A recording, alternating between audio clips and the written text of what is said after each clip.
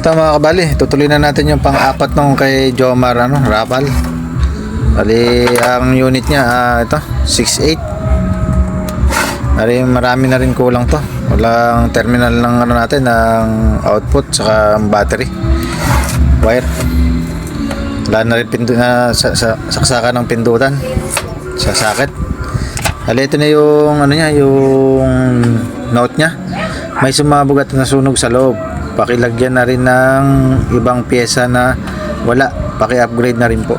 Yan ang sabi niya rito. Ayan, bali open muna natin yung top cover para makita natin yung loob.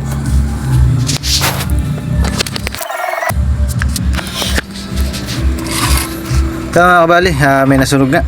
Yan yung ating MOSFET, pati yung resistor, sunog. Ayan, kitang kita naman. Saka yung capacitor natin lumobo. Ayan, parang puputok na to. Pero palagi ko naman di pa pumuputok. Ayan, bali wala rin siyang wire ng battery. Saka may wire naman sa pindutan ito. Ayan, bali ang una natin gagawin dito yung wire, lalagyan natin sa battery. Saka sunod natin yung MOSFET. Tapos tanggalin ko na itong capacitor. Ayan, yun na lang muna gagawin ko.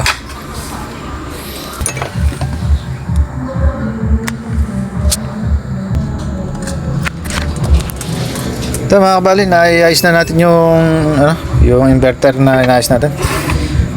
Palit tayo ng dalawang MOSFET saka yung resistor, i-wash out natin, pinalitan natin lahat. May mga kalawang naman na iba. Tapos yung capacitor, ito lobong-lobo. Hindi na natin tinesting to dahil baka sumabog pa. Ayan, 405. Bali tinester ko to, wala naman din na reading na. Ayan, bali ang nilagay natin 475. Ayan, tinas na, upgraded na to. Ayan, bali testingin muna natin, tingnan natin kung tutunog. Ayan, bali naglagay na tayo ng wire sa output saka terminal, saka itong wire natin sa battery. Dalawang MOSFET, yun ang inayos muna natin, capacitor. Di pa natin na-testing yung nito, yung gawing output kung aantar siya. Ayan, dito na lang natin testingin, tingnan natin kung tutunog. Ayan, kabitan ko lang ng output. Nakaset lang tayo sa 1K. Testing natin. Test valve lang muna tayo. Tingnan natin kung magkakaroon ng reaction sa ilaw. Reaction, 1, 2, 3, go. Yan, meron na. Yan na, nagpapabago-bago tunog. Try natin i-direct. Saglit lang, tingnan natin kung tutunog. Yan, tumutunog naman. Kasagad na. Ilaw natin. Yan, alo. Sagad natin. Yan, nagpapabago-bago tunog. Bali, lumalabas lang sa kanya 31 ampere. Yan, 31 ampere. Tapos nagpapabago-bago tunog. Palitin yung lakasan. Bali, palitan ko lang din. Ito yung sa kanya, yan. Bago natin palitan. Yan. Palitan ko lang. May mga kalawang na kasi. Saka nagpapabago-bago tunog. Yan, palitan ko lang. Ito mga kabali, ikabit ko na yung bago. Ayan, WL lang tatak. Bali, tinanggalan natin yung pinakasakit niya. Ito. Pagtagal-tagal kasi kinilawang na rin pati yung paanong potentiometer natin na naglulus na rin dyan. Kaya kinat ko na, saka ko na lang inirekta yung hinang. Ito mga kabali, testingin natin kung nagpapabago-bago pa tunog. Kaya sa pinakamababang frequency, mapalo siya ng 20 ampere. Takas natin. Yan, nagano na siya, 36 amps sa 1K. Okay, try natin ni 2K. Tingnan natin kung tutunog. Yan, tutunog sa 3K. Ayaw na. Yan, bali mag-adjust tayo ng ng kanyang protect para makaya niya hanggang 4K. Tapos mag-adjust din tayo ng frequency sa resistor.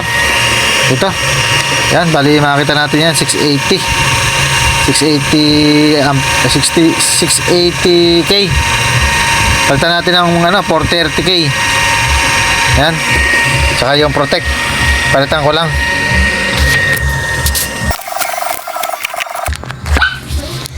Ito mga kabali, napalitan na natin ng resistor. Ayan, 430. Yellow, orange yellow. Saka itong 4.7k. Yan. Yellow, violet, red. Yan yung niya, value niya. Ito, testingin na natin sa sa 3K kung maandar. On ko na. Ayan, 3K maandar na. Try natin ng 4K. Ayan, 4K maandar. Kaya. Kali sa 4K, okay na. Balik na natin sa 1K. Sa 1K, yung sukat natin kanina, 36 amp. Ito, pumapatak na siya ng 26 ampere sa low frequency. Kaya natin. Yan, pumapalo na siya ng 56, 57. Namimirmis siya sa 57 ampere. Pinakamataas. Yan, bali dalawa na lang kulang nito sa ina-upgrade natin na to. Yung inductor. Tapos nagpapalagay siya ng saksakan ng natin, sakit ng pindutan. Yan, bali unahin ko muna yung pampalakas ng tunog. Gawa lang ako.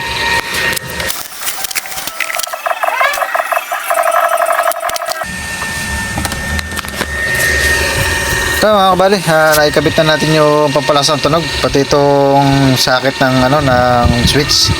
Yan. Ito na yung tunog niya ngayon. Yan, sagad natin. Yan. Lakas. Mapalo talaga siya ng 50 plus, 60. Naabot siya ng 60 amp. Hali yung mga ganito, okay na yung ganong kataas para hindi masyadong mahirapan yung inverter.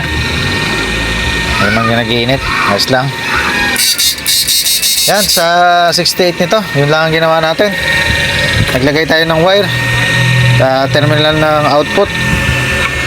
Tapos sa MOSFET, pinalitan natin yung dalawa, shorted, saka yung mga resistor, saka capacitor. Sa protect, saka sa frequency, nag-ayos tayo. Nagpalit din tayo ng ng lakasan, potentiometer, saka itong socket natin sa switch. Yan, sa 68 na una to, okay na to. Hanggang dito na lang.